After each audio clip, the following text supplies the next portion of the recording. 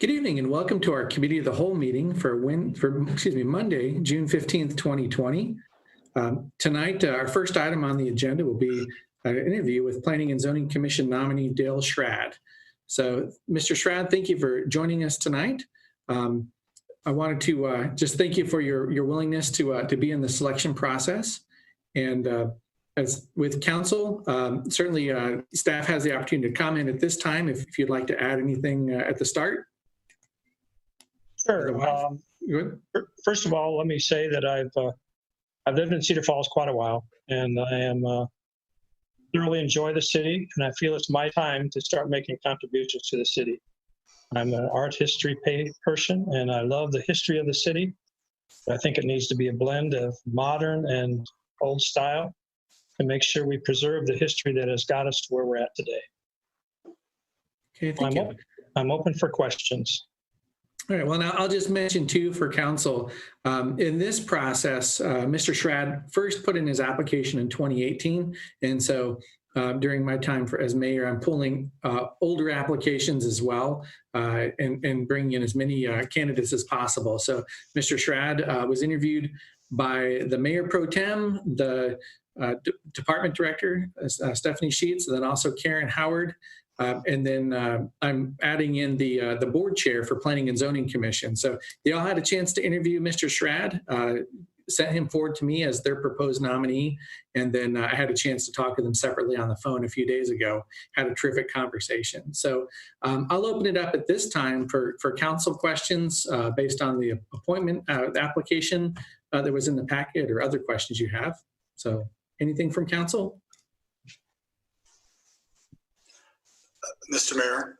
Yes, Mr. Derrick. I don't have a question for Dale because I had the opportunity to interview him, but a couple things. I want to thank you, Mayor Green, for organizing this process.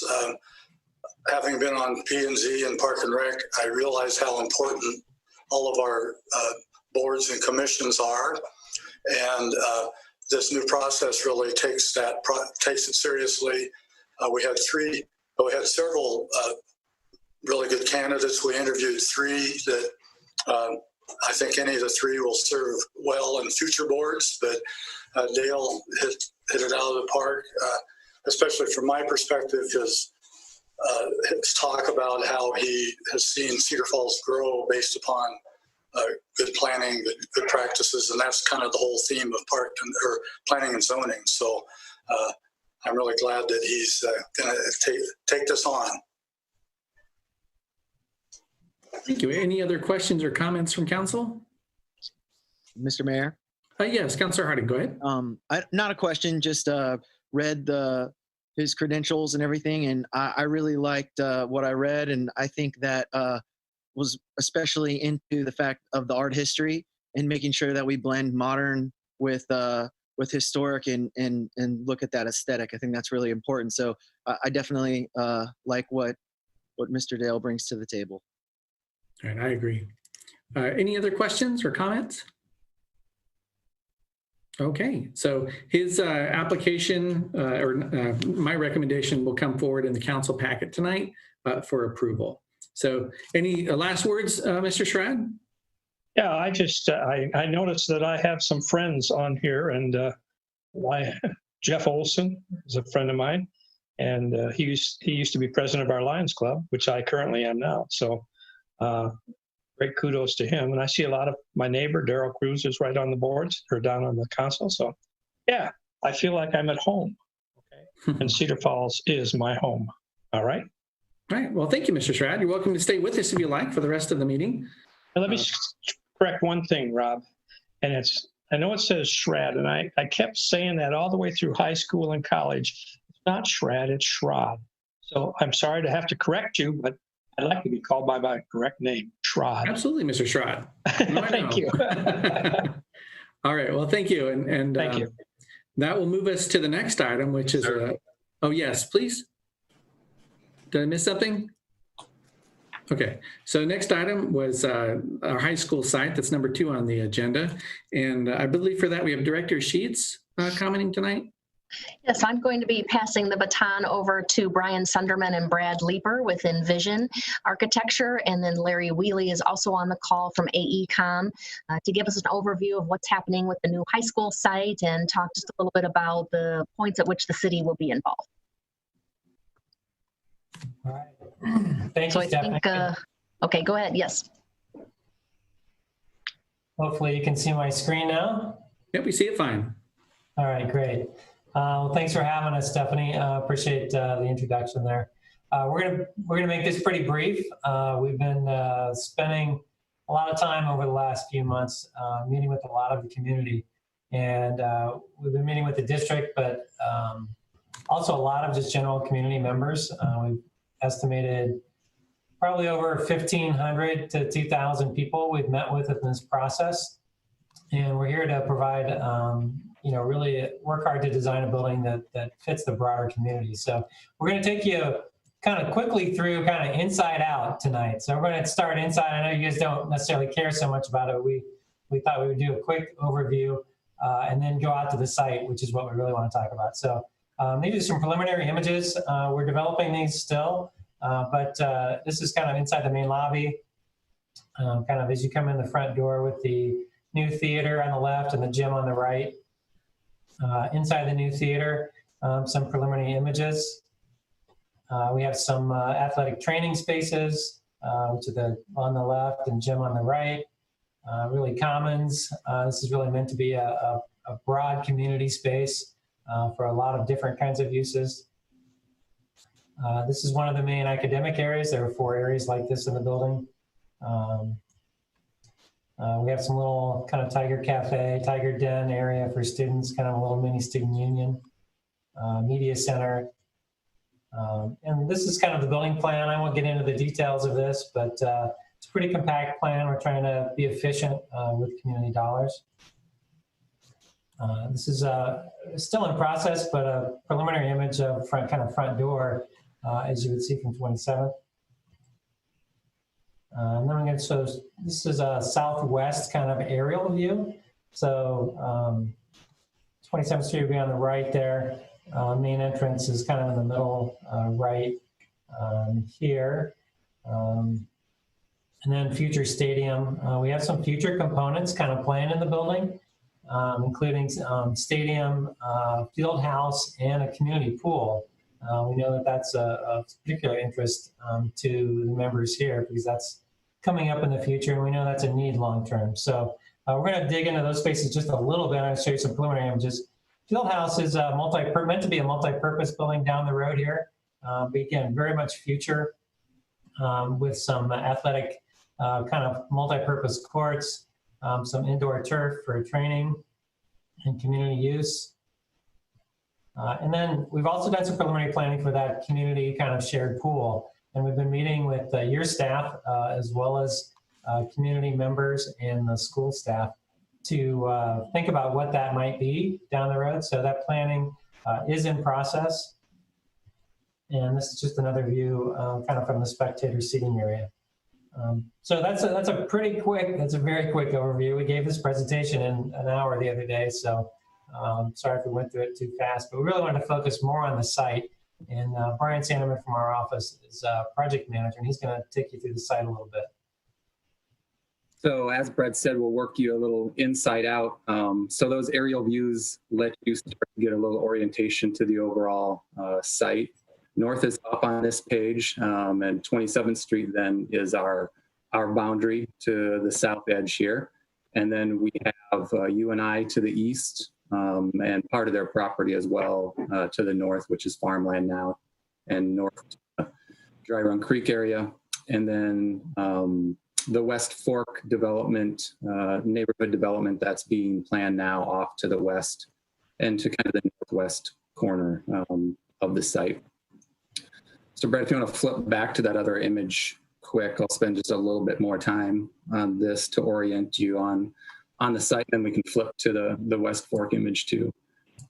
So this site was really organized with the thought of moving from public spaces on the south with that student parking and entrance component that Brad spoke of, and moving to more private areas to the north of the site to really let the academic wing is really our northernmost section of the building.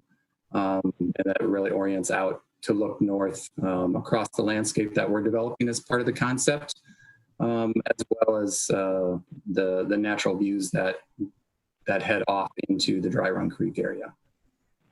In terms of overall configuration of traffic flow and parking, really wanted to look at this and keep a clear definition between different areas of the parking, between students, bus lanes, drop off, and staff. So you can see these in the diagram being developed in different areas, with the main student parking off to the south of the building. And then bus lane to the west, which surrounds a staff parking area to really separate cross traffic. When students are coming in, they're really going to be focused on the main entrance. And then some of them, the secondary entrance to the west, which the bus lane and staff will feed into. And then we also have additional student parking to the east, and that lot will be used for stadium events, other events, as well as being shared with UNI as they need a potential overflow for their events. We've reviewed the site too with public safety, looking at fire lanes and access around the building. So you see fire lanes around the north side of the site as well. And that side of the site also has an alternate bus lane to get to the lower level. There's a 2-story element on the north portion of the site. And as Brad mentioned, the future field house and pool are shown here, and I'm dashed in between the main facility and the stadium. And other features of this site that we've developed in partnering with CFU, you saw some solar panels on the roof of the building that were there. We're also looking at developing about an acre. Brad's maybe flipping back quick. So those blue things on the roof there are the solar panels that we're planning for the building itself, as well as developing about an acre of solar panels onto the site, to the west area of the site there. Other sustainable features that we're developing on site is really one of the main one is bioswales being developed for water quality of the parking area. Working in partnership with Josh Balk at the Dry Run Creek Watershed on some grants related to some of these sustainable features. Those bioswales are great water quality. We also have storm detention to the north and south of the site as well, and working with your city staff on development of those and making sure we're meeting all the requirements. The majority of the site is also going to be planted with prairie grass, another sustainable feature to really help with runoff. And we're partnering and working on seed mixes with Tallgrass Prairie Center, which is right across the street from us. So it's a great partnership there and working with them. Other things in terms of access to the site would be talking about connections to the neighbors. So really the West Fork development, we're thinking about road connection there that you're seeing at the center of our site, connecting into the West Fork development. Right there, that's circling with also bike path connection. That's kind of the red lines that you're seeing in the West Fork development plan. And then also to the north, bringing sidewalk and bike path into that element of the site. And we're pulling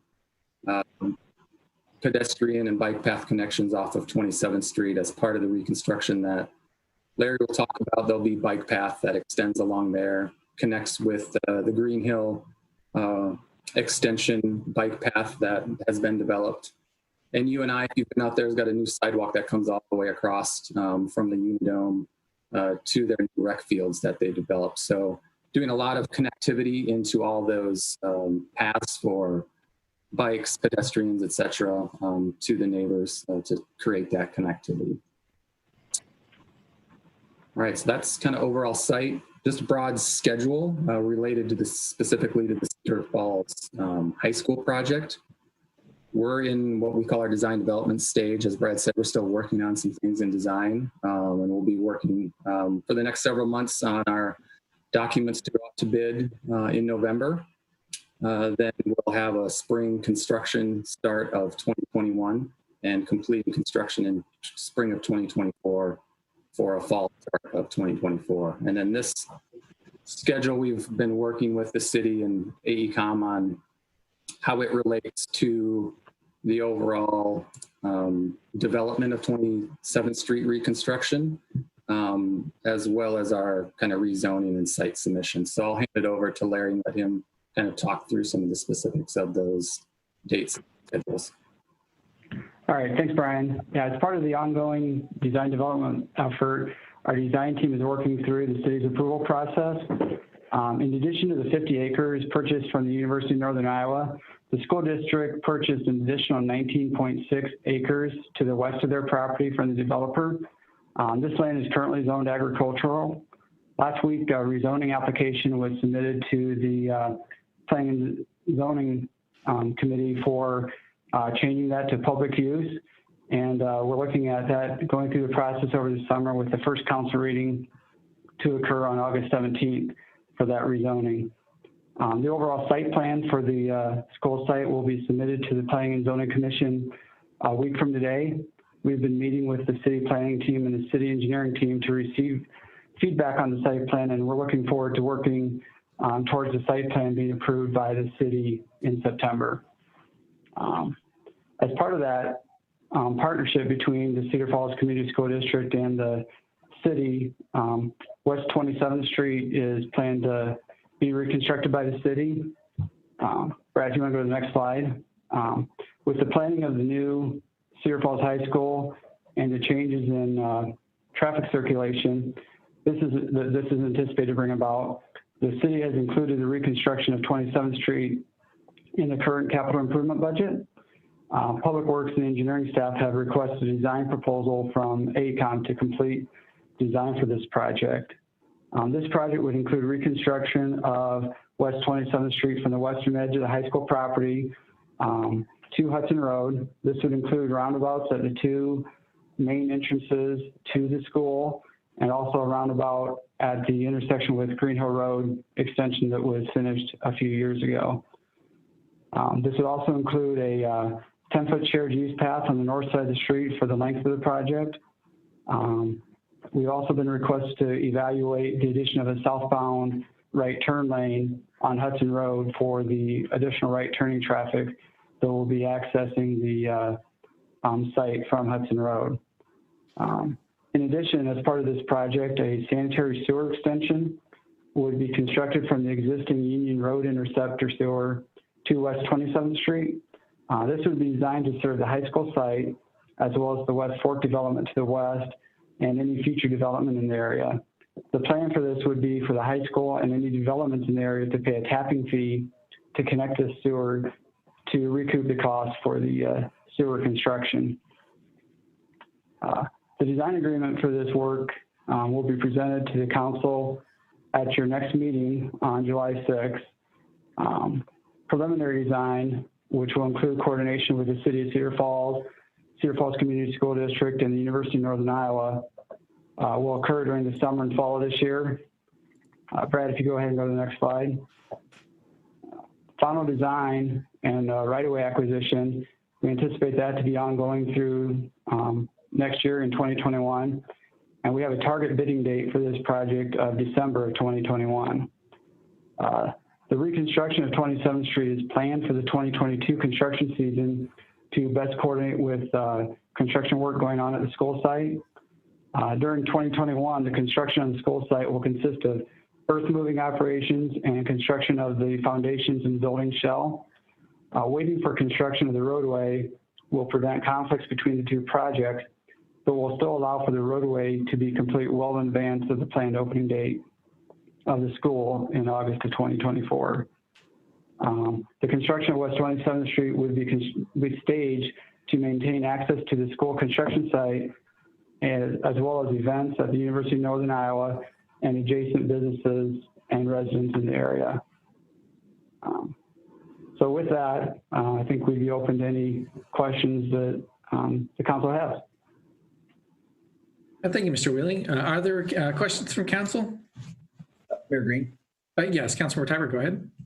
One of my primary interests would be, traffic circulation and flow. And right now we channel most traffic, at least based on my view of the flow on 27th Street. But I believe that there's a great opportunity for northern entrance on Green Hill Road potentially. So, having multiple exits and entry points, I think would serve the flow considerations a little bit more. So this may be a question for city planning more than anything, but as we look at Green Hill Road as an extension and possibly connecting to other northern neighborhoods, are we thinking about that? And what's the if so, what's the thought?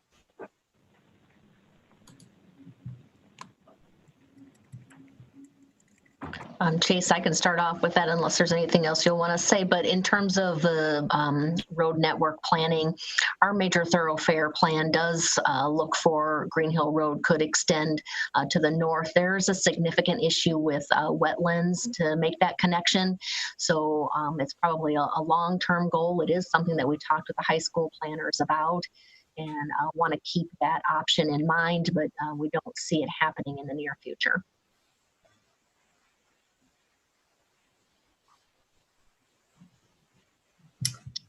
Okay, other questions? All right, seeing none, thank you very much for the presentation tonight. It's first I've seen some of these slides and it's a beautiful project. So thank you for the work that's proceeding and let us know what we can do to help. So that said, that brings us over to the next item on the agenda, which is number 3, River Place Development Agreement and Downtown Parking. So city staff has some comments, and I think we're going to turn it over to Eagle View Partners. So staff, take it away. All right, I will be sharing my screen here to give a presentation. So bear with me here. I see it, not seeing it.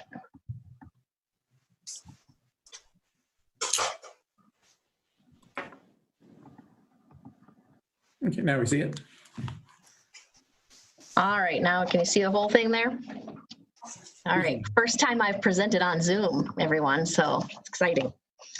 All right, well, thank you for your time tonight. I'm gonna talk about kind of 2 aspects that interrelate here. The agenda for tonight will be to talk about the extension of the development agreement for additional public parking, and then talk about how that ties in with the downtown public parking system.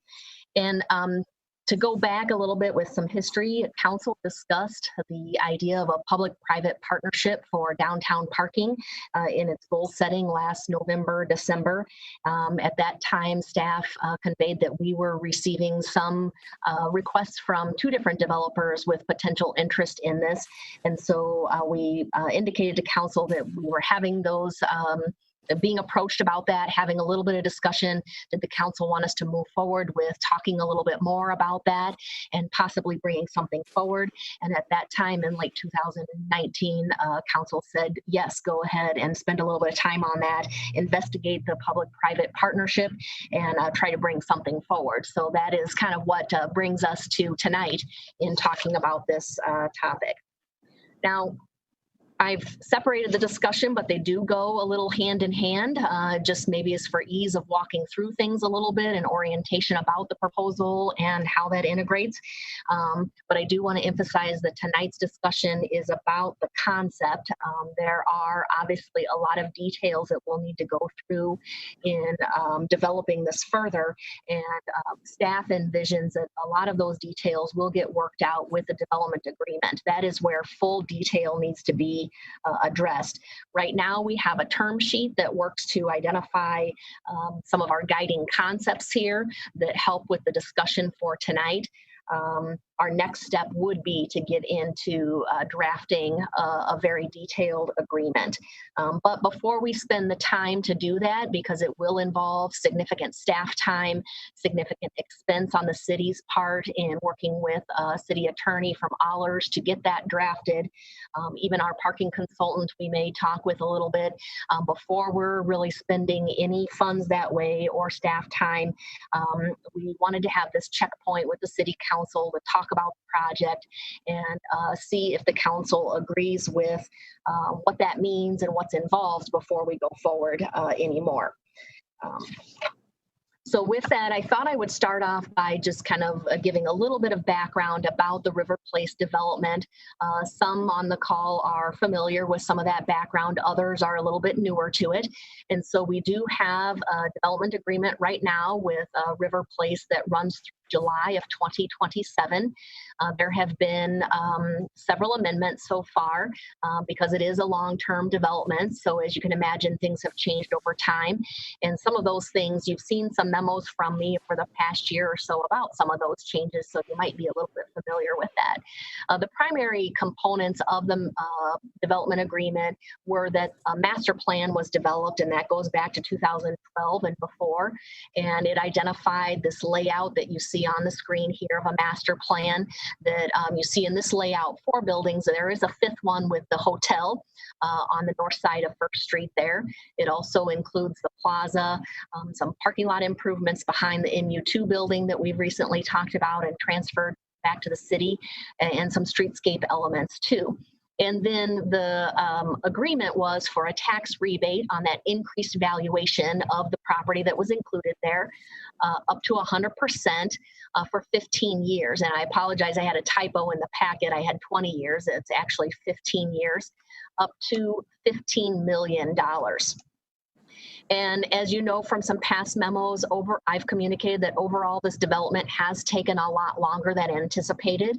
And so some of those values so far of the rebates has not reached the 15 million mark. So that's part of what we're here talking about is that extra capacity that we have and how we might partner to our advantage. So from 2016 to 2019, the rebates have totaled just a little bit over 600,000. We anticipate full valuation by fall of 21. And so our estimate would be at the end of the agreement that the developer has received something close to about 5.4 million in rebates. And so there is some capacity there for discussion, and that's what we're talking about tonight. Did want to brag a little bit about the development. We've seen an assessed value increase of 37 million with the development so far. So I think that is a point to be very proud of. And I'd like to congratulate all of the work with the developer, with Mark Kittrell and his team in getting that done. It has certainly taken a lot of time and a lot of heart to get to this point. The proposal for discussion tonight is about several public amenities. It's about adding the property at 3rd and State Street into this River Place development agreement to leverage the increased value of the existing area, as well as this proposal for a parking structure at the site of 3rd and State Street. The parking structure proposal would have retail on the first floor, or kind of a liner of retail, which matches our downtown vision plan.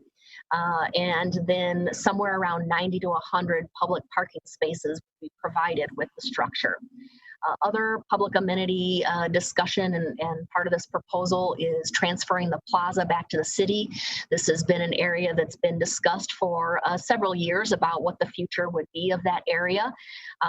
It was really kind of unknown exactly how that would develop in 2012. So this is kind of where an ambitious development, we have to be flexible as we go through all of the steps as things start to unfold further.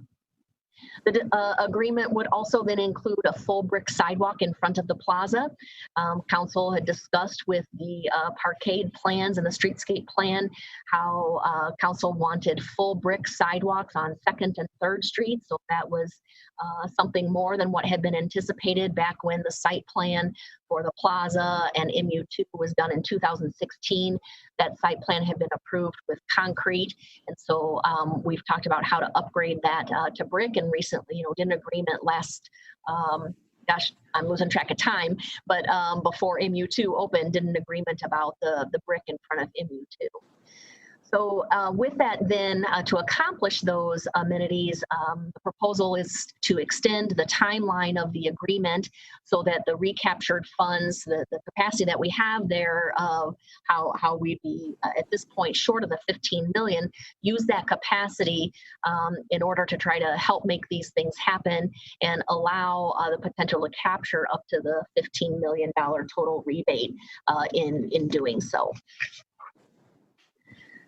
Now, the term sheet, as I mentioned, does outline a variety of steps to this project, and I just wanted to highlight what those steps are for the public parking project for the phases of that. We are in the first step talking tonight about the conceptual design. The term sheet has a preliminary estimate of the cost in there, but this is if council agrees that we should move forward, then we move on to the next steps of this, and the developer starts to work more on what the site design is, the building design, verifying that all of that meets our downtown vision plan. For that, we anticipate a small committee getting together. We would include a representative from Community Main Street to help make that happen before it goes through official review with the Planning and Zoning Commission, for example. But then concurrently, step 3 happens concurrently with the site plan review at council. That detailed development agreement is on the same agenda moving forward at the same time. So we know the full details of the proposal and how the arrangement would go with leasing it, and the details of what expenses are covered and how, along with the detailed site plan. And then we move into the construction plans. As you probably saw in the term sheet, we do include that public bidding is required. That is required by state law, that if public funds are involved in a long-term lease or potentially a future purchase of a property, then public bidding is required. And so while the developer would put together the detailed construction plans for the project, and the city would help make sure that that covers areas that we know need to be covered. Then city staff helps run through the public bidding process with it. The developer ends up moving into the contract for construction and overseeing the construction. So that, in a nutshell, are the various steps that are involved, and we wanted to outline that there's a variety of points here where there ends up being more discussion and more discussion in public meetings about what is moving forward, how it's moving forward, that type of thing. So in terms of how things might operate for the structured parking component of this, like I said, the building improvements are provided by the developer. That project is run by the developer and is funded through the rebate process there. The parking operations then are totally handed over to the city. We're leasing all of the parking spaces, and we're responsible for all of the activities that come with that. Striping the parking spaces, the equipment to run the parking system, to monitor it, the cleaning of the area that we're leasing, that type of thing. So we're kind of keeping as much as possible that public and private separate and clearly identified of what are appropriate city expenses. As I mentioned, a long-term lease, initially anticipating a 20-year lease. There's an option to purchase at any time during that, but also options to extend the lease up to 2 times, to purchase at the end of lease. We're trying to, right now, not knowing all the details and how things will go, be as flexible in the approaches as possible and see what comes. There's lots of talk about what the demand for parking will be in the future, and so we want to provide the opportunity that we continue to have that parking or have the flexibility of how trends go in the future. So those are some of the details that we cover in a development agreement, and just an example of how we'll be trying to cover those. We also then need to cover areas like items 4 and 5 on the screen about what happens if there are damages to the property resulting from the use of the public parking, how do operations costs go, and all of those details we will need to hash out with the development agreement, so there's a full understanding before we're into any formal agreement about what happens here. But any of these details we'll be trying to come to a proposal for council that we think makes the most sense for the city.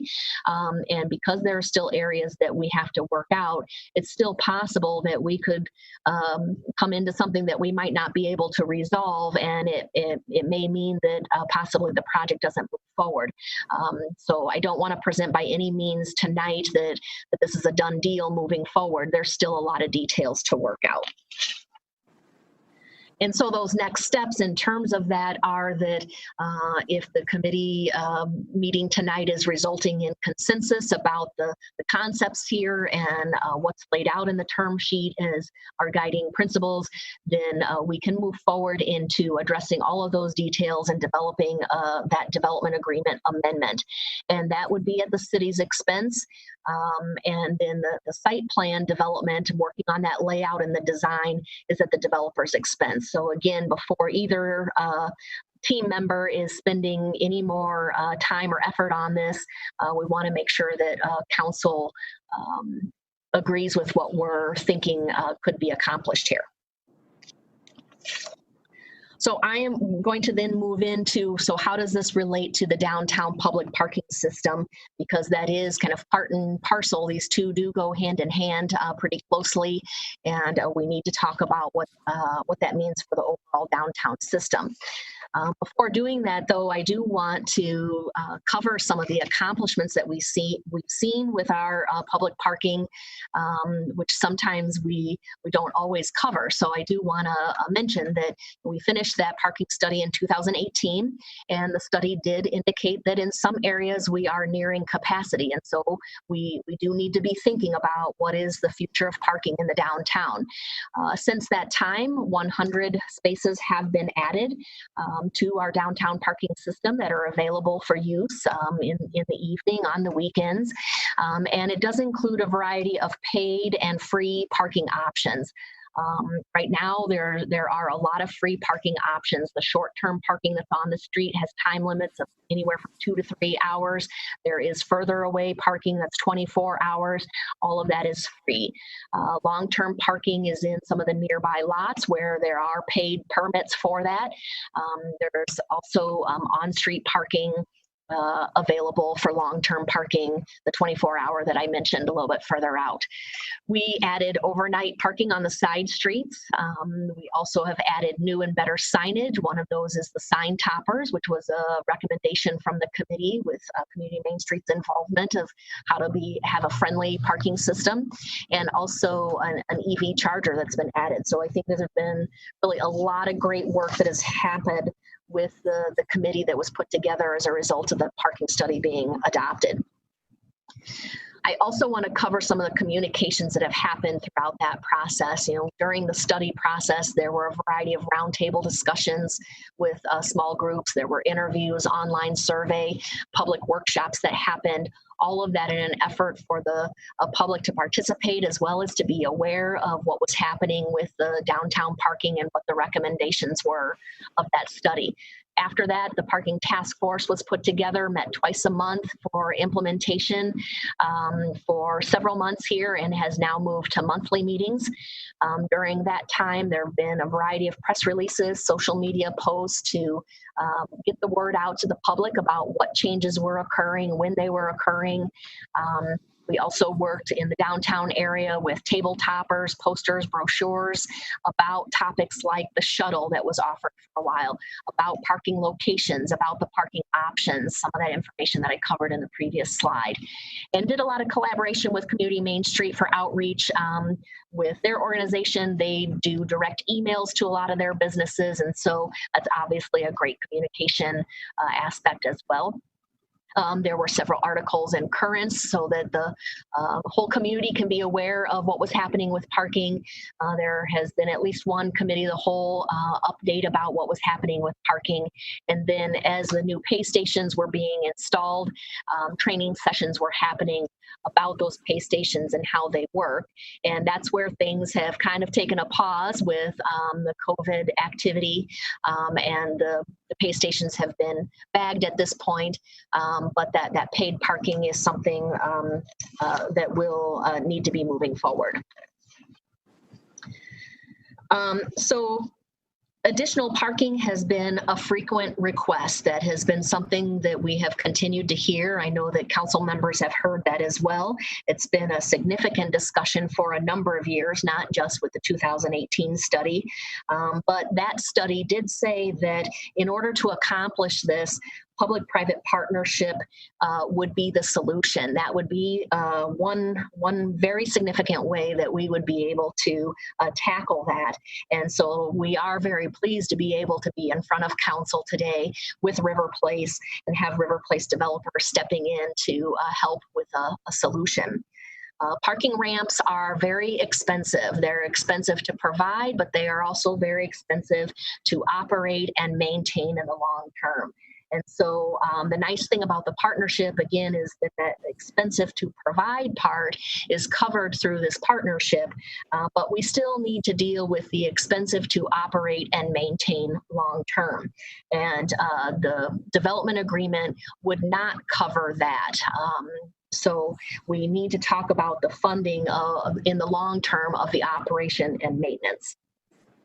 And committing to a system-wide paid parking is a solution that was identified in the 2018 parking plan. Is that if you have the imbalance of free on-street parking, paid lots, people will gravitate to free. I am one of those people. Why pay for something that I don't have to pay for? If it's free, that's what I'll do. But a paid system can be graduated. It's not that it has to be the same everywhere, and it can drive behavior. And we see that in so many things that you pay user fees. It's very, very common. I don't expect to get into an Uber and not pay. I expect to pay for my ride. So it's the same type of concept when it comes to parking. And so we need to look at the whole system and how will that effectively work if we're thinking about a parking ramp. And so the expansion of that is not just about the monitoring. That's where the enforcement is the one that always gets the focus here. But the system also has other operating costs about the equipment to provide it, and it's not just about the staff to provide it, I guess. So wanted to kind of emphasize that it's a little bit more than just the enforcement efforts. And so in order for this project really to be feasible, we need to commit to a system-wide paid parking. Otherwise, it's going to be very difficult to manage a ramp long-term. And so that's why I need to cover this part of it, because it's a difficult decision at this point. While on the one hand, we have a great proposal for public-private partnership to provide the ramp, we need to understand that we need to think about the long-term expenses of the system at this point as well. Before we get into one part of it, we need to know the whole. I did think I would just flash up that, not making it up, it was in the 2018 plan about monetizing parking and about a public-private partnership in order to accomplish some of this. So this was just a page from the downtown parking study. And so the next steps about downtown public parking are that staff is putting forward that we need to continue with the paid permits and the kiosks in the lots so that the parking lots are paid parking. They are a good long-term parking solution, or longer than what you're allowed on the street. If we move forward with the construction of a parking ramp, we really do need to think about the on-street parking and that being a paid system timed to coincide with when the ramp becomes available. So we start that off on the right foot going forward versus having one be before or after the other. That starts to then make it a little bit more difficult at that point. So our goal with a paid parking system is that we're at least covering the operations and maintenance costs of the entire system. And there are also a lot of publications that talk about how you should think about that also helping with other parts of the public realm of, keeping the sidewalks in a good condition or lighting or those kinds of things also factor into the desire to want to walk or feel a sense of district, as well as wanting to walk to a parking lot or parking ramp that's 2 blocks away. So the benefits to this partnership, I think I've covered those in the intro a little bit, but just kind of in summary is there would not be an increase in the total rebate amount. We're sticking with that 15 million cap that was in the 2012 agreement. We're talking about extending the time frame in order to capture some of those funds and put them to additional amenities. The new added valuation of the buildings is what funds the project, but then it's the parking fees that cover the operating costs long term. We are able to accomplish some additional public parking without increasing our general tax rate or doing a special assessment to accomplish that. So that is a great positive about this project. And we see a couple other amenities of the plaza, being able to discuss transferring that to the city and also having the option for the future purchase. So I will conclude by saying that staff's recommendation is that we proceed with working to develop that development agreement amendment, and that we continue to move forward with implementation of the downtown parking study, which does include moving to a paid parking system. I have started discussions with Community Main Street Exec Committee, but need to be talking with their full board about this, and we do need to gauge what Community Main Street's level of support is for this. They are the downtown organization. They represent the downtown, and so we do want to hear from them before we move forward. So with that, I'll take any questions. And then I think Mark Kittrell's also on the line if there are any questions for him.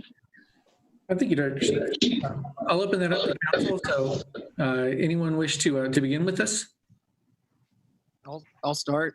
Yes, go ahead, Councilor Harding. All right, a couple questions. One was if we extend the agreement, is it going to be for the total 15 million or up until 2037 or whichever's first, or is it just going to be we're going to extend the rebates to 15 million total no matter what year? I just wanted to get a clarification on that.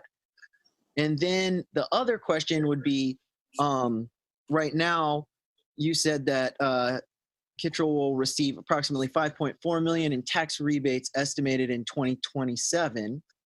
The building of the parking ramp value, I think I saw in the packet, was said to be around 5.6 million. What's the, I know it's kind of hard to get a comparison, but how much would it cost us to not go this route? Can we see a number? Is this going to be more expensive for us, or is there an evaluation of cost comparison if we entered into another public-private partnership and didn't extend this one? Those would be the two questions I would have. I might start with that last one. I know that's always a frequent question, is whether this, would it be cheaper to do it in another route, kind of to basically summarize that.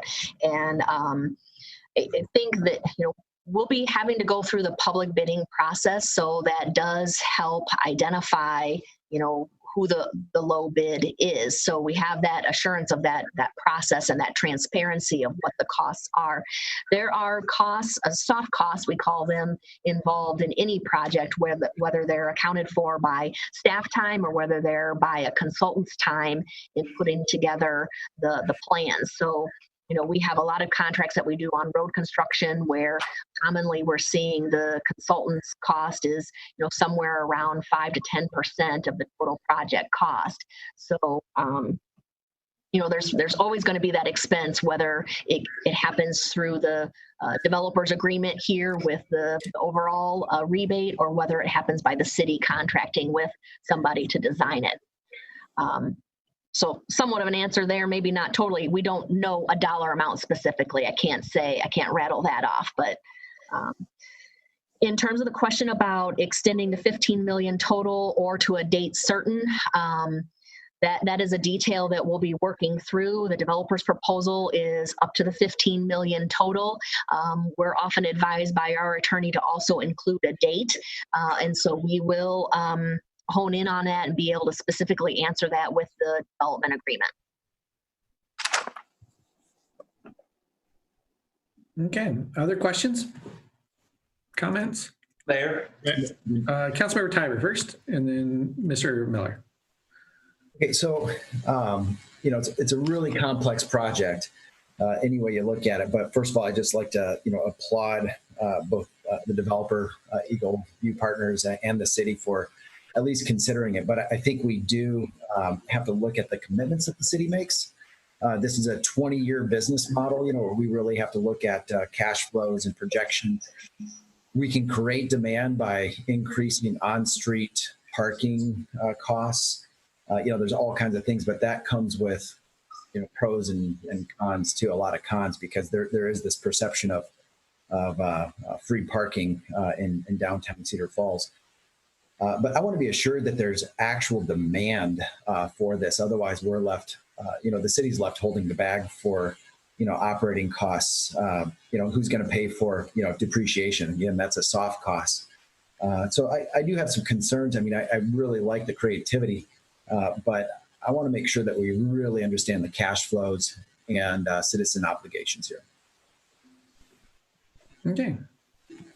Thank you. Councilmember Miller, did you have a question or comment? Yeah, I had a couple, and I think to Councilman Harding's point, I don't know if I understood his question quite correctly either, but the tax rebates that are on the table currently, if they essentially go away if the date isn't extended. So in terms of if we win another route, there would be additional tax rebates offered to another developer in theory. So there's a tax loss there if we win another route, I guess. I don't know if Director Sheets explained that, or I guess that's okay. I just wanted to throw that out there. Yeah, and so maybe I didn't quite understand the question, so thanks for the clarification there. So we could, for example, let the River Place development agreement expire in 27, and there always could be a separate agreement about another property. For example, the 3rd and State Street property as a standalone property.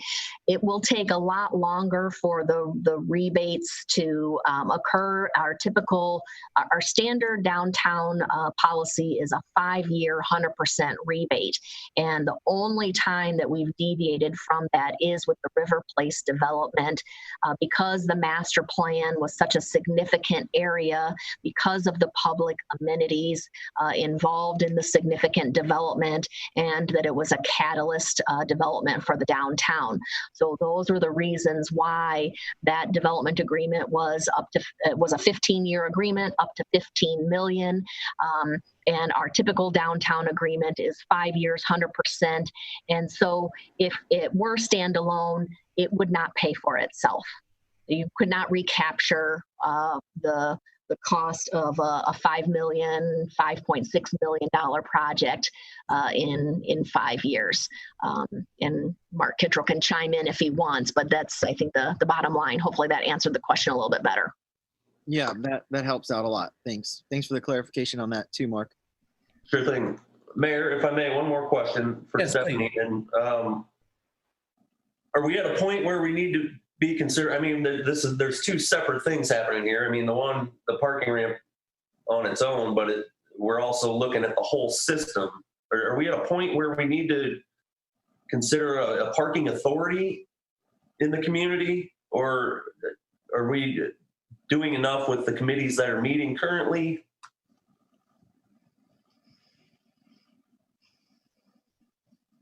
Director Sheets.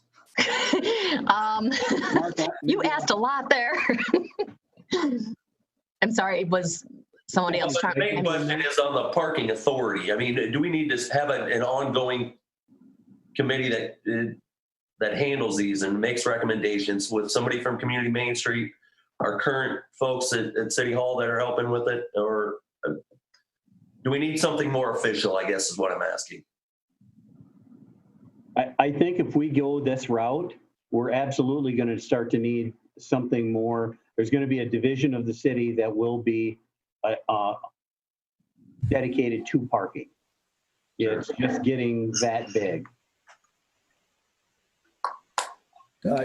Nick here. Mayor Yes, Green. go ahead. I guess I do have some concern. The city hasn't been the best arbitrator of parking demands, to date. I mean, it's a constant source of complaints. Sometimes it's perceived. I get real nervous about increasing the city's responsibility to, provide low cost or free parking. To me, it almost seems like the entity with the most direct interest would be Community Main Street. And so I don't know why that wouldn't be suggested first, that they be the parking authority, so to speak. In fact, I would venture to lease all city lots back to Community Main Street for $1 and, take it off the city's plate altogether. So, we've got other priorities and demands of staff time. I don't know that we should be always, we should always be the judge and jury and executor for the parking in the downtown, especially when it's a self-supporting municipal district on its own. And I've got a question for Mr. Kittrell about the design, the proposal for it. What we've seen so far, is that just a very preliminary rough design? Because I know there's been discussions about wraparound retail and whether it should, a ramp that we have, whether it should look like a ramp or should it be completely camouflaged? So are those discussions still ongoing for what that might look like if we went ahead? Yeah, absolutely. Thank you, Mayor. And maybe if I could make a couple of comments here real quickly. Are you hearing me all right? Hear you fine. Okay. First of all, I really appreciate the discussion and the consideration on this.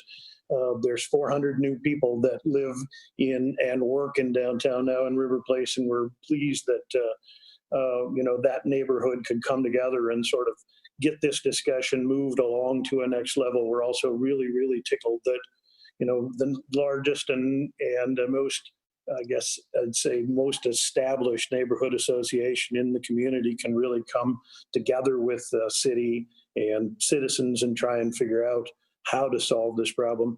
Parking's been a discussion, as I think everybody knows, in downtown for as long as we've been working in downtown, and we're happy to help present a solution, not only talk about problems here. So the design is, and what we've really done to date now is we've really just gotten to a point where we are, I would describe it as at a conceptual level. We've really engaged the emergent architecture folks, and I've got actually Nick Hildebrand here that can answer questions about the design. But we put it far enough forward that people could get an idea on it and just imagine what it's going to look like in that location. I definitely want to point out that a couple of, I guess I'll say, pressing parking needs are something that we're really considering as we're putting this forward. I think everyone knows that the 302 Main project, which is adjacent to this site, is in construction right now. We've got a new bank that'll be moving into the first 2 floors of that with a bunch of new tech workers that are going to be there. We've got interest in several other new businesses to locate on the 3rd floor there. So all of those people have expressed interest in having a permit parking type of availability for them. The other thing that we hear all the time with a lot of our particularly food and beverage establishments in the downtown is that they have staff who many times are coming out from work at late hours, 12 o'clock, 1 o'clock, 2 o'clock in the morning, and having a secure location where they could buy a permit and know that their staff are safe and could walk easily to their car and feel good about driving home. Those are a couple of the, I would say, unmet needs for parking that are downtown. We're really putting this a project together really with the intent to fund the capital construction, the bricks and mortar, as it were. And we expect that the users who are interested in this kind of parking would support it. So I'm going to turn this over to Nick and let him talk a little bit about the design for you, and you can ask him further questions. Yeah, a little bit about the design. As Mark had talked, it is definitely conceptual at this time. Really, what we were trying to accomplish was to get an efficient layout for the parking that would really work with the existing site plan that had already kind of worked through with the city. So we're getting an entrance off of State Street, which would be the main access for the parking ramp that goes up above. There is some on-grade parking as well, but then also trying to integrate some of that retail space on the lower level, which kind of makes 3rd Street connect Main Street over to the River Place development. We've followed all the guidelines that are set up for the downtown design standards that are put up out there, as well as trying to integrate the look of 302 Main, which is trying to kind of straddle that historic look and blending with River Place back here. We've tried to use similar materials, tried to create an interesting structure that is efficient with the proposed concrete design that we're putting in there. And so using the materials that are on 302 Main as well as materials that are on River Place, and then some of the details there. So.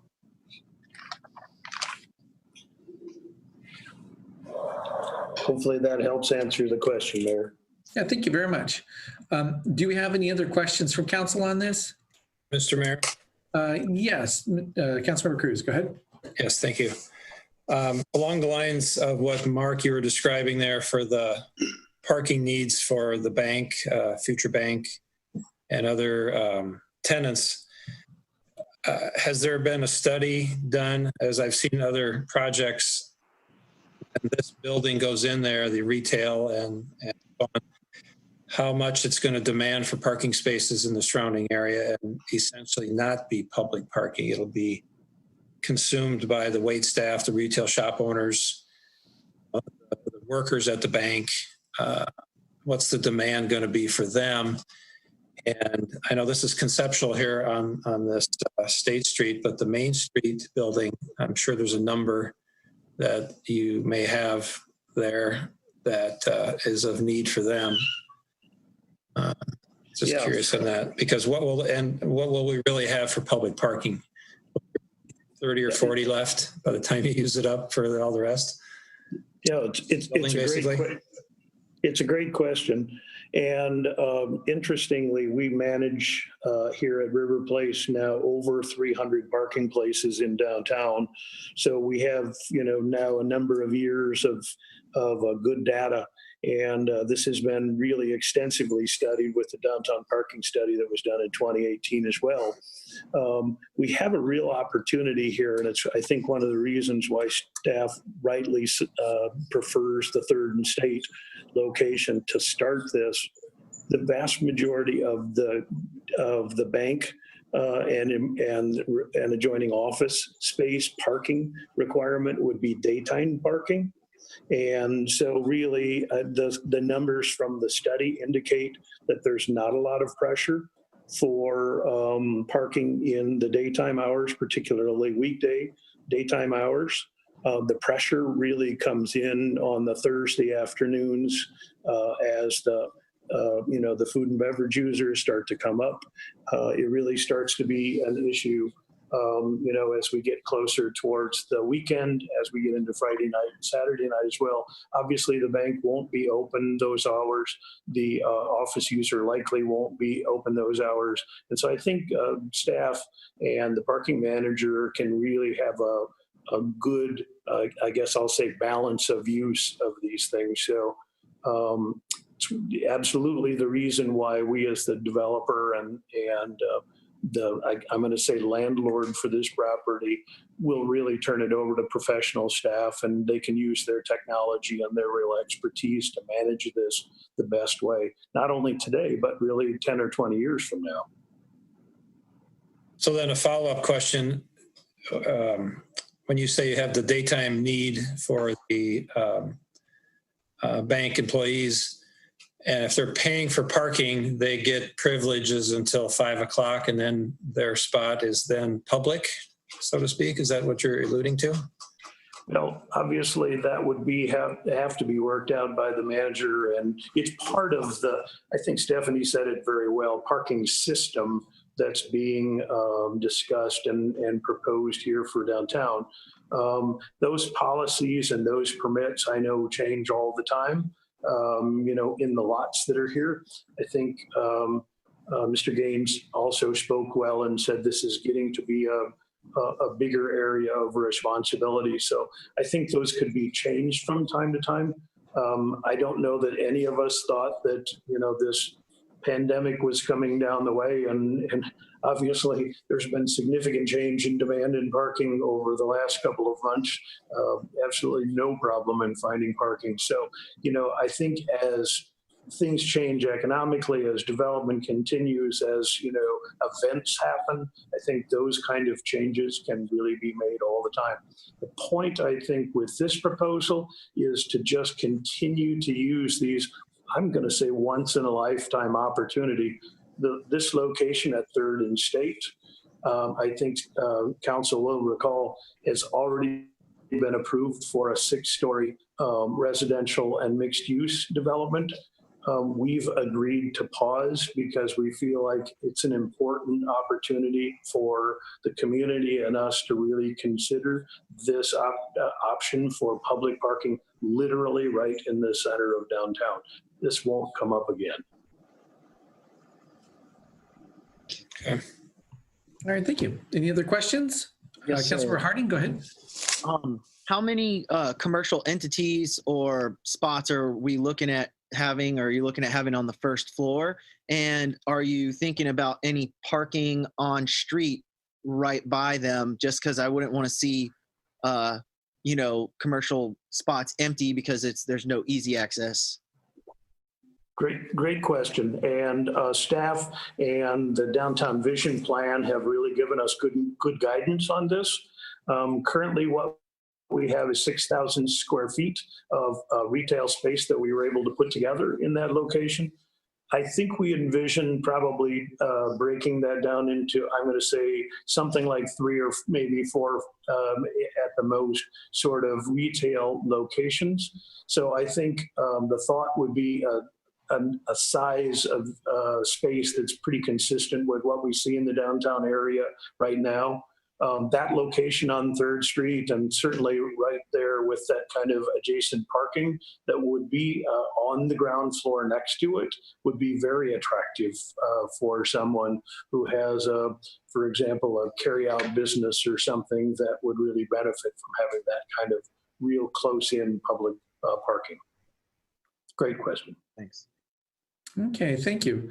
And looking at our time, we're about at our time budget for this item. Do we have any urgent, last questions we need to ask right now? Or I did have one other question, Mayor Green. Yes, go ahead, Mr. Tiber. Might be a fast one. I guess when we look at the end of this useful life, it's a parking ramp, and it's a city parking ramp. Right now, I understand the developer will get the rebate because maybe it remains privately owned. But one of the considerations that we need to make in 20 years, this could vanish if the city does take ownership from the tax roll altogether.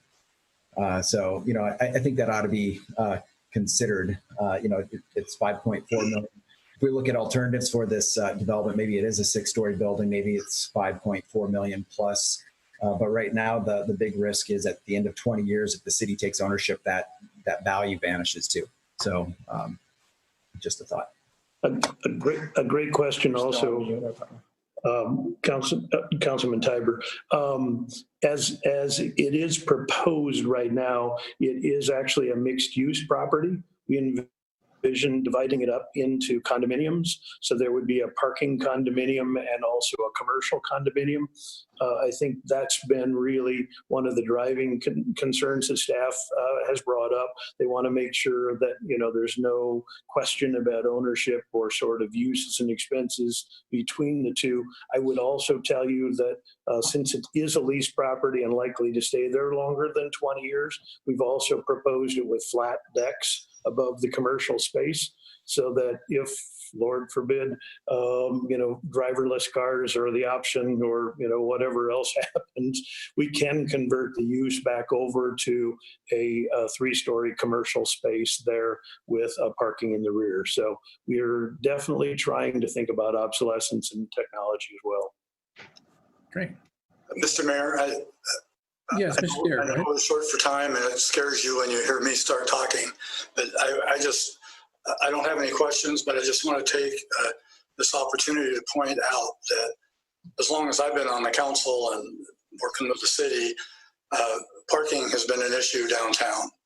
And as downtown grows a lot due to Mr. Kittrell's investment already, parking continues to be a problem, but no one wants to step up and suggest an answer. This is not an easy answer, but it's a great question.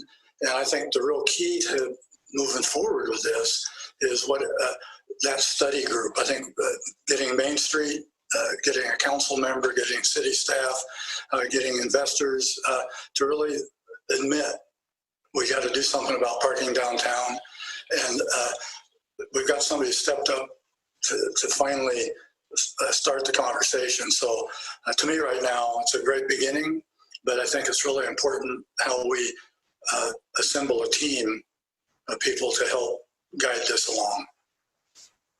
Okay, thank you, Councilmember Dara. Director Sheets, are you looking for any kind of motion tonight, or is this just a consensus question? I think at this point, we're looking for consensus, understanding that there are 2 items here that are listed that interrelate. So we'd be moving forward with both of them. Okay. So with no motion needed, we'll have this continued for discussion, and certainly have the opportunity to work with the developers and the city for future points. So thank you very much to Eagleview Partners for coming in tonight and helping to describe some of this project. Looking forward to seeing more on that. Thank you. Thank you, Mark. Thank you. Thank you. And our next item is number 4, cash management report. We have Lisa Redding to talk with us tonight. I believe also John Burmeister is here with us this evening. So Ms. Redding, go ahead.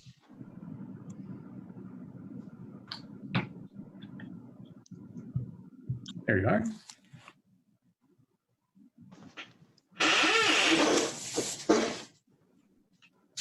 So if you're ready, Ms. Redding. Can you see my screen? We can see you and we can hear you, but if you have a presentation, we're not seeing that yet. Okay.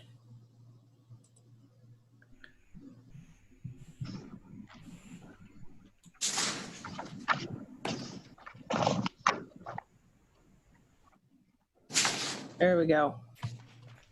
Terrific. We see it fine. Does that work? Okay. Perfect. Okay. Tonight's presentation is the cash management report for fiscal year 2021.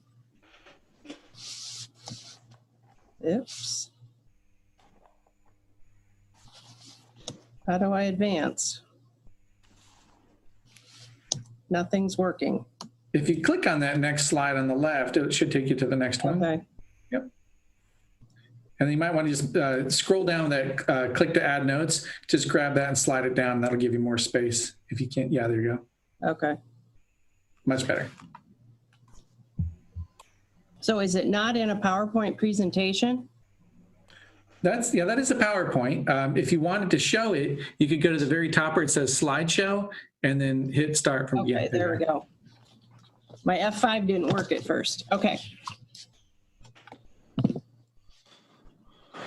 Tonight, I'll be reviewing the investment rates of return, operating cash reserves, and provide a snapshot of our financial position for the funds that were reviewed, and some information on capital expenditures. Our investments, we have short-term excess funds are pooled together into our checking account and 3 liquid money market accounts. During this past fiscal or this current fiscal year, we're able to earn approximately $90,000 so far this year on these liquid funds. The money market accounts have a rate of return of 0.01 through 0.65, depending on the financial institution that we do have our funds at. We do utilize the liquid money markets, so the account at Farmers State Bank does stay below their depository threshold. Our average rate of return on our investments this past year is at 1.89%. This is down from fiscal year 19 at 2.77 and remaining even with the fiscal year 2018 average. We can't seem to catch a break on the investments. The current downturn in the economy with the pandemic has caused a significant drop in our rates of return. Just for example, this past May, the investments that came due that were invested in 2019 of May were at 2.67%, and we reinvested those funds at 0.5%. This decline in interest income not only affects the general fund, but it actually impacts other funds such as the sewer and refuse fund. Reserves are maintained in those accounts and are invested, and that interest income actually helps to offset operating costs. Cash is the most liquid asset. It is very vital to the daily operations of the city. The city has 3 financial policies on holding cash. We use the cash for our current daily transactions, accounts payable, and employee salaries. The largest amount of property taxes are received in October and April of each year, and the cash reserves provide the cash flow between those property tax payments. The cash is also held for unexpected contingencies such as floods, pandemics, and other emergencies that may arise. The cash reserves provide assistance when there is an event, when there is a catastrophic event. The third reason for holding cash is the cash reserves are one piece of the bond rating equation. The lower the cash reserves, the lower the bond rating. The lower the bond rating, the higher the interest rate on those bonds. The city must have sound reserves in order to protect the citizens' interests. Having set policies in place help ensure the financial stability of performing regular financial analysis, provide valuable information on the current and the future state of the city's finances. It is the city's position to maintain reserve balances of 15 to 25% in the general fund for the cash flow and emergency purposes. In 2003, City Council directed staff to move towards the higher end of that range or to reserve 20 to 25%.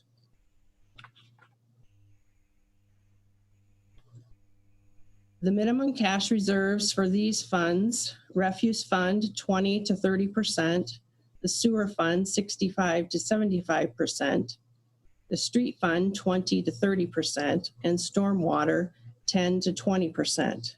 Again, this is a financial position that was set by City Council.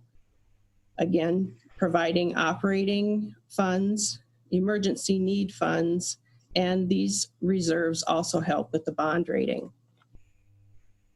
Just a reminder that these 4 funds here cannot be used for any other type of activity that does not relate to their type of service that the funds provide.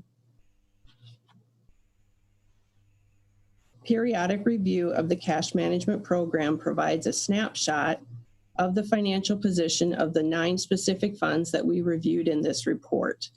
And this chart here reflects that projected cash balance for the coming fiscal year.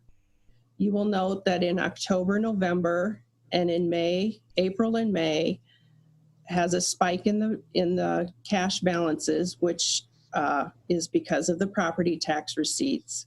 And then a decline in June, and this is the beginning of our construction year and the final capital project or capital expenditure for the fiscal year.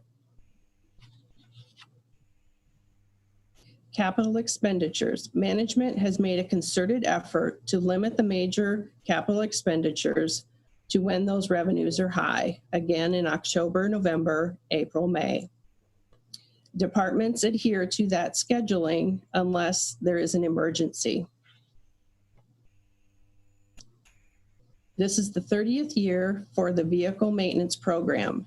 Management makes an effort to delay the purchase of these items for late in the year due to the cash flow projections, and they need to determine exactly what they need.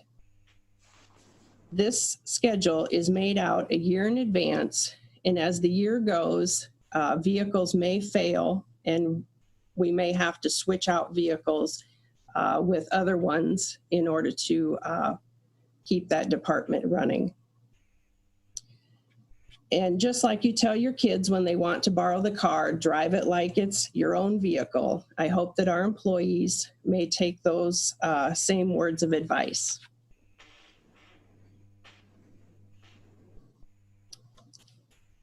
The goal of the cash management is to provide valuable information regarding the past, present, and future direction of the city's investments, cash reserves, and capital expenditures.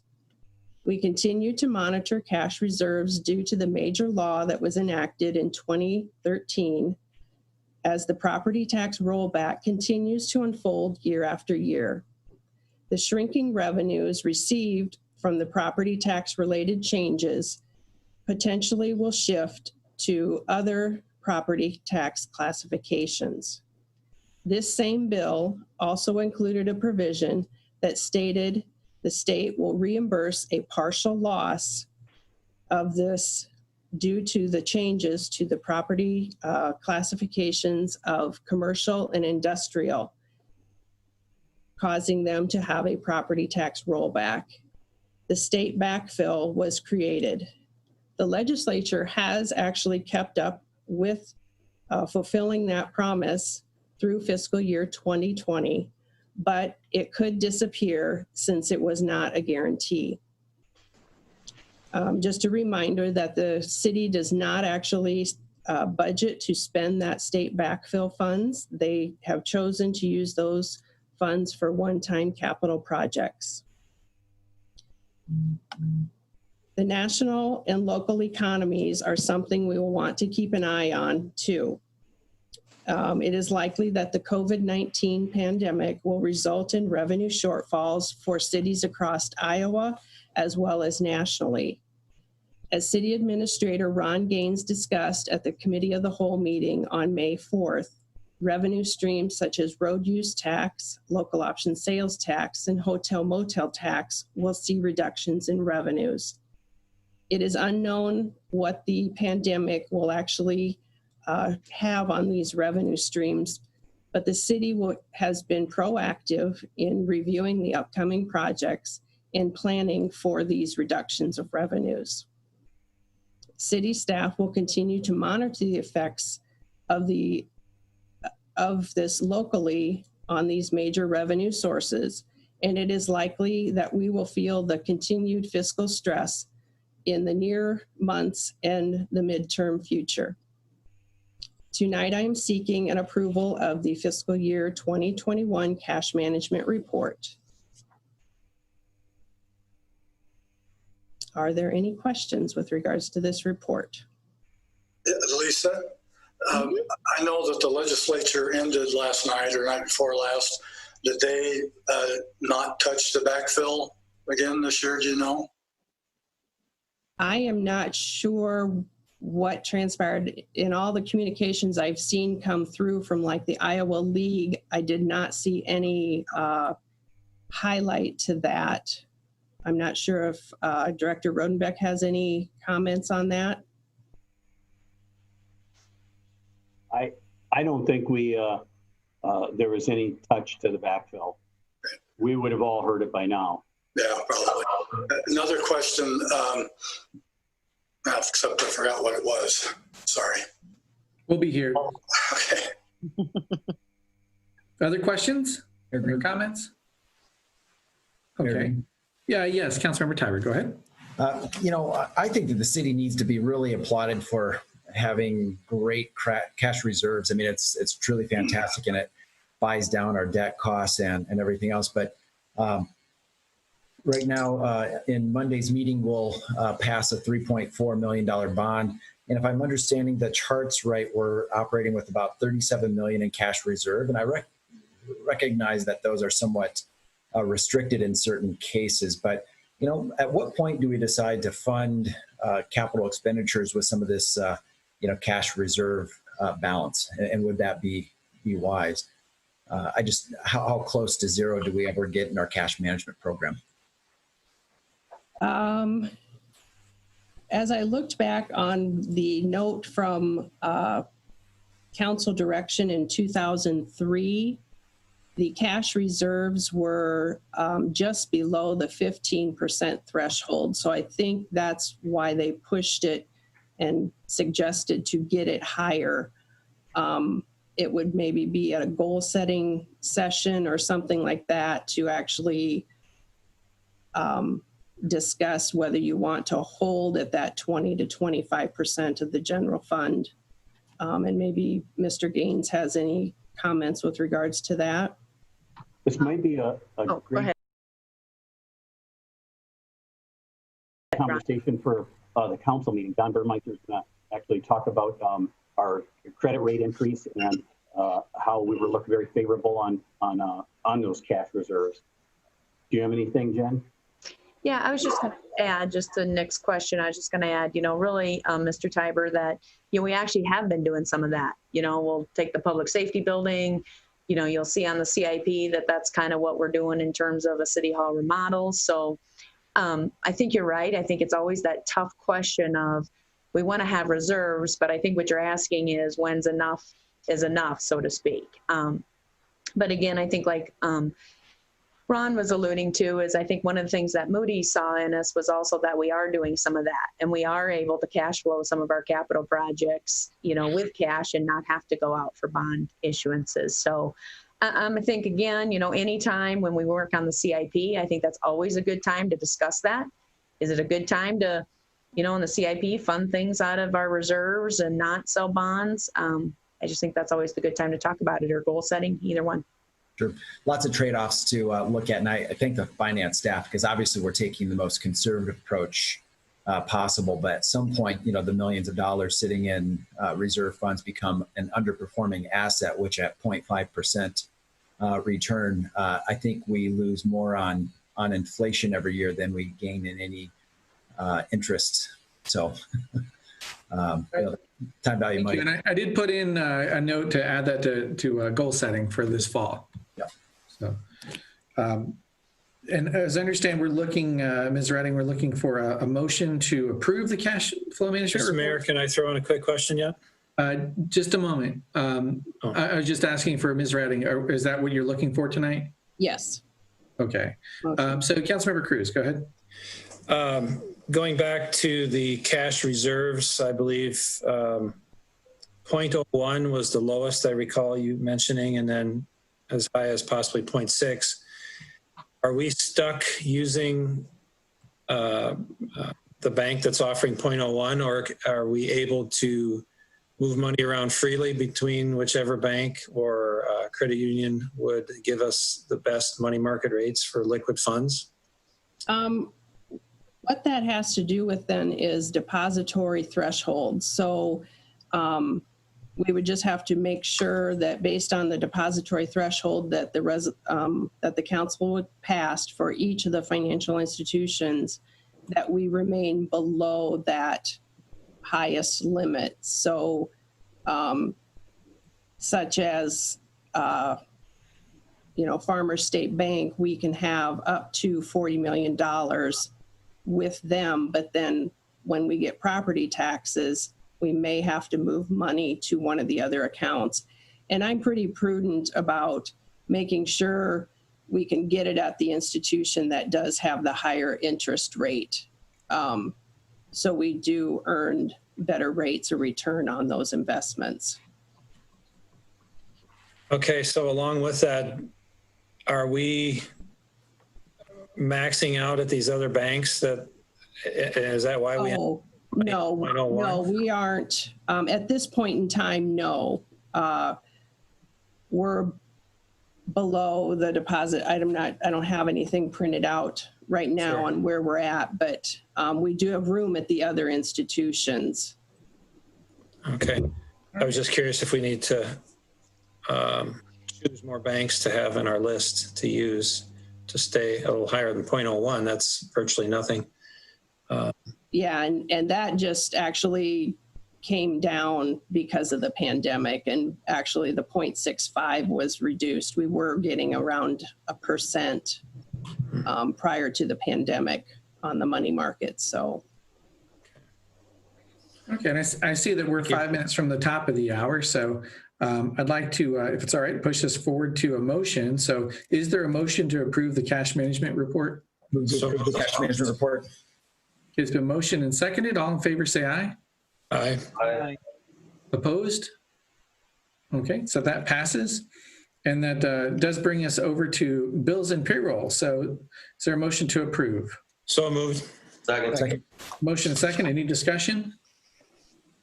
Okay, then all in favor, say aye. Aye. Aye. Opposed? And that passes. So that concludes our committee of the whole meeting. We will meet again at the top of the hour, 7 o'clock, for our regular council meeting. Thank you very much for a terrific discussion tonight. We are adjourned.